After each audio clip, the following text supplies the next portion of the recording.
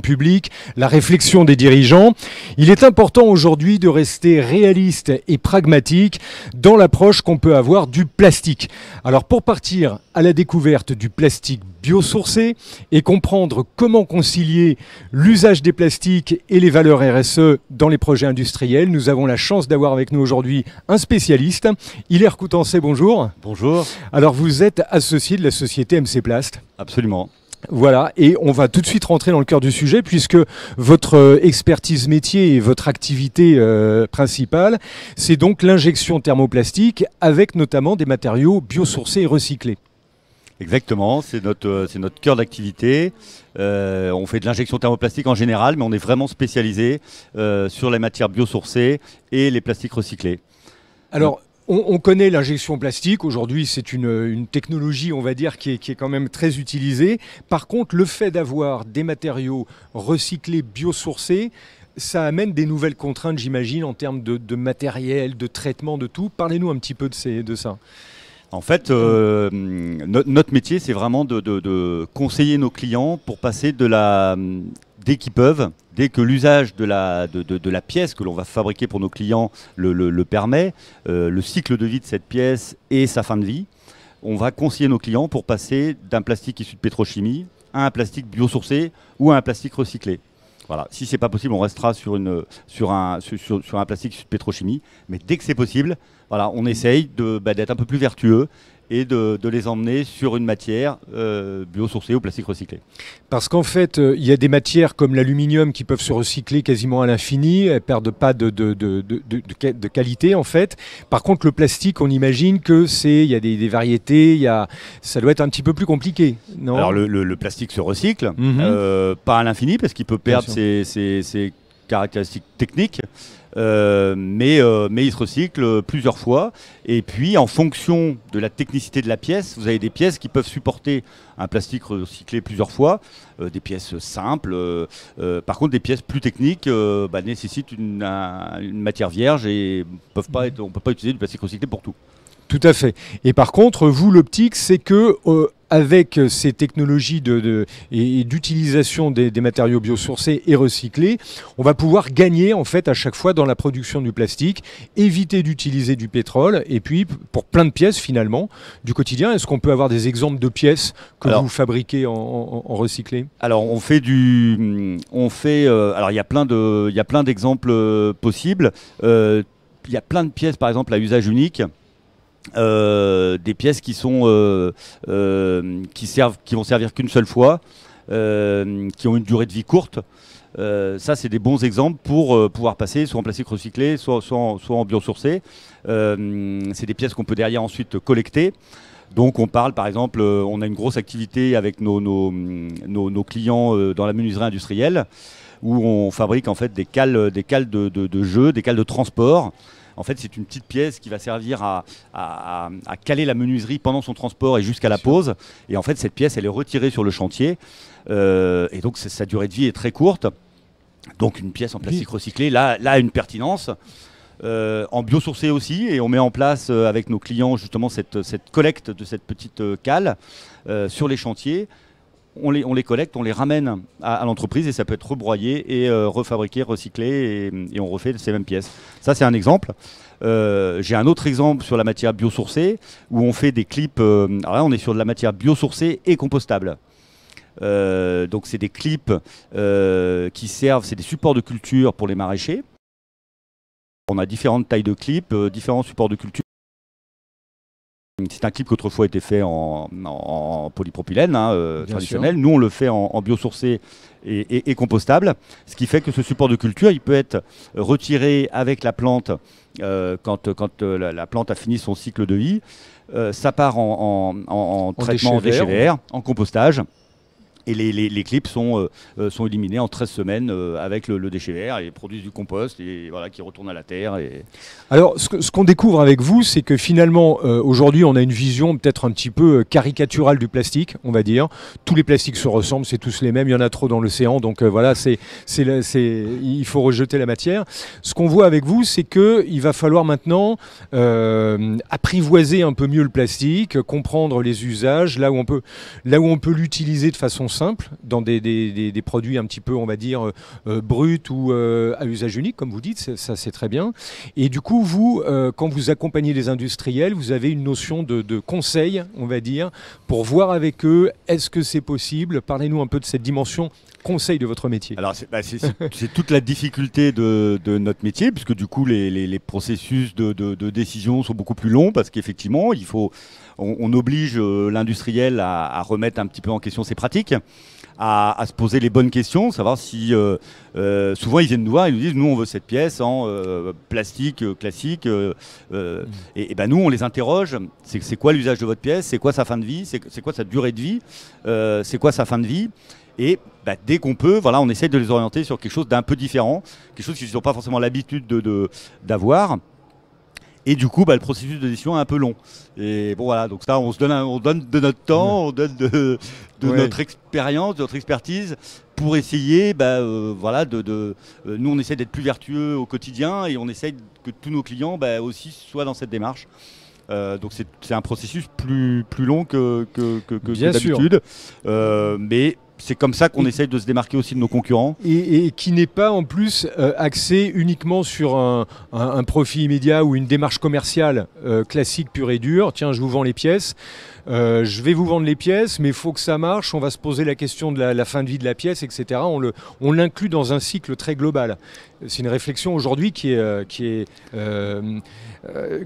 dans l'industrie, qui se propage de plus en plus et qui est vertueuse. Oui. Et en fait, le processus est long avec certains clients parce que voilà, ils ont pas l'habitude, mais globalement, beaucoup de gens ont cette sensibilité, comprennent. Alors certains d'ailleurs viennent nous voir parce qu'ils savent qu'on est sur ces sujets-là, parce qu'ils savent qu'on a aussi une autre société, Amarac, où on les conseille pour mieux valoriser leurs déchets plastiques. Amarac est un cabinet de conseil en environnement, en gestion de déchets, et avec Amarac, du coup, on accompagne nos clients industriels pour mieux valoriser leurs déchets. Donc, quand ils nous connaissent aussi par ce biais-là, quand ils viennent nous voir chez MC Place pour fabriquer une pièce en plastique, ils savent que voilà, on va se poser les bonnes questions pour choisir la bonne matière, la matière la plus pertinente pour leur pièce. Parce qu'en fait, à vous écouter, je me rends compte que vous êtes un peu de deux côtés de la chaîne. Vous avez les machines pour fabriquer avec la matière recyclée, donc là, qui sont des machines un peu particulières, j'imagine, par rapport aux standards. Et puis, vous posez la question avant de comment on va recycler le plastique qu'on récupère, puisque vous les récupérez, vous les traitez. Donc, vous avez aussi une réflexion sur le recyclage et sur la fabrication. Absolument.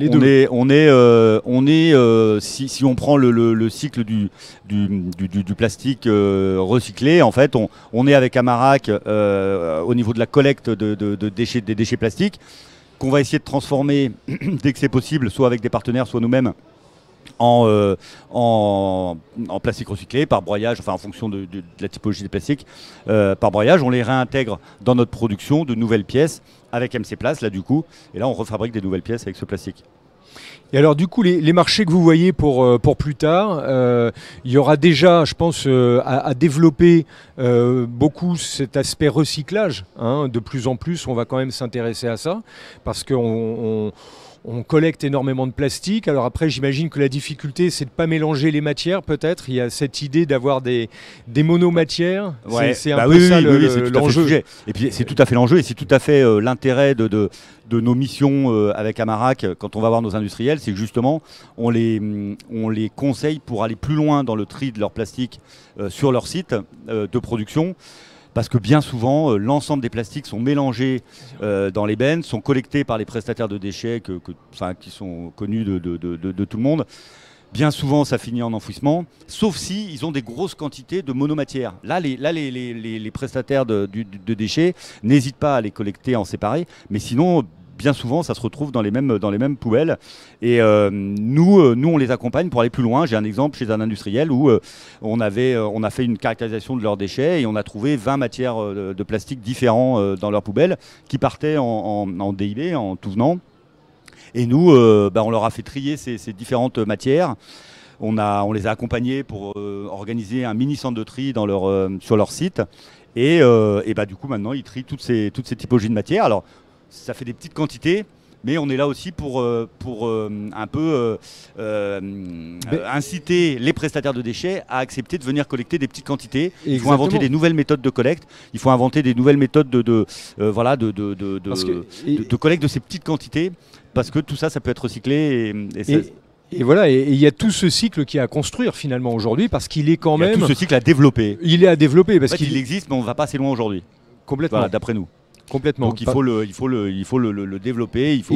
C'est ce qui va permettre finalement de donner de la qualité au plastique recyclé, c'est d'avoir une gestion très rigoureuse de la sélection des déchets, de la récupération. Ouais. Et une fois qu'on a ça, on aura des monomatières qui garderont leurs caractéristiques et leur qualité. Et parce que c'est ça qui peut poser problème. Quand on mélange tout, après ça perd des... L'enjeu de la qualité aujourd'hui de la matière recyclée est déterminante.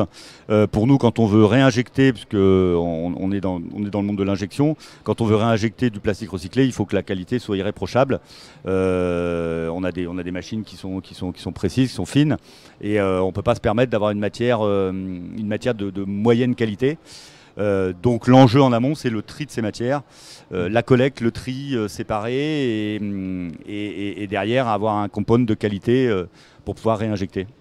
Et alors, j'imagine, est-ce que les industriels aujourd'hui sont de plus en plus sensibles à votre démarche? Parce que si vous êtes à ce niveau-là aujourd'hui, ça veut dire que vous êtes parti quand même il y a longtemps dans cette aventure. Vous avez été un peu un pionnier, vous êtes un peu dans le métier. Enfin, MC Plast, c'est mon prédécesseur, le fondateur d'MC Plast, pour être tout à fait honnête et transparent, qui lui, il y a 20 ans, était un peu un pionnier. Aujourd'hui, c'est le moment d'y aller. Exactement. C'est le moment d'emmener l'ensemble de nos partenaires, clients, fournisseurs avec nous pour aller plus vite. Et c'est une techno aujourd'hui qui est mature, puisque là, ça fait 20 ans que vous êtes dessus, qui est mature, qui demande encore certainement des ajustements, des améliorations, bien sûr, mais on est dans une bonne maturité aujourd'hui pour aborder des marchés industriels. Absolument. Avec des grandes capacités de production, j'imagine aussi. Des capacités de production qu'on augmente petit à petit à la mesure de l'arrivée de nos nouveaux clients. Qu'on développe, et puis il y a moyen de développer encore.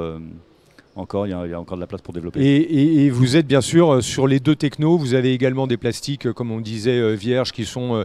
Vous travaillez les deux, comme ça, vous travaille les deux parce qu'on ne fait pas de plastic bashing. Bah oui, bien sûr. Parce que en fonction de l'usage et de la fin de vie de la pièce, le plastique issu de pétrochimie est la meilleure solution et la bonne solution.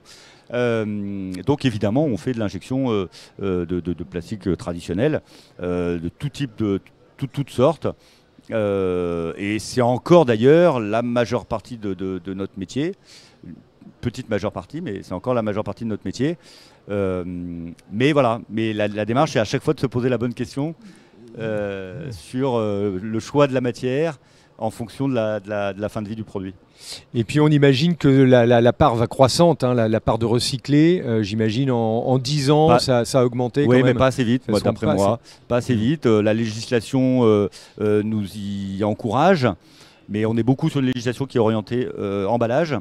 Je pense qu'on va pas assez vite, mais il faut que la filière se structure encore pour avoir, on l'a dit tout à l'heure, de la matière de qualité et en quantité suffisante, parce que c'est encore compliqué à trouver dans ces périodes de manque de matière générale. Voilà. Ok, donc à suivre. Donc je vous donne rendez-vous sur le site mcplast.fr.com.fr pour suivre l'évolution du plastique biosourcé. Merci beaucoup, Hilaire Coutançais, et à très bientôt sur Global Industrie. Merci, à bientôt.